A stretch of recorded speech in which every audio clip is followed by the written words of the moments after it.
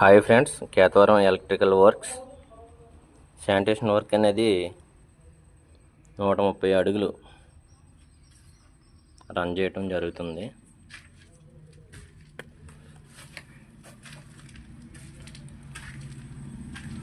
భవిష్యత్తులో ఎప్పుడు కూడా పైపులు బెండ్ అవ్వకుండా ఉండడానికి ఇలా కాంక్రీట్ అనమాట. దాని మీద మళ్ళీ సిమెంట్ తోటి గ్లౌటింగ్ అనేది చేయడం జరిగింది. పైపులు వచ్చేసరికి ఆశీర్వాద్.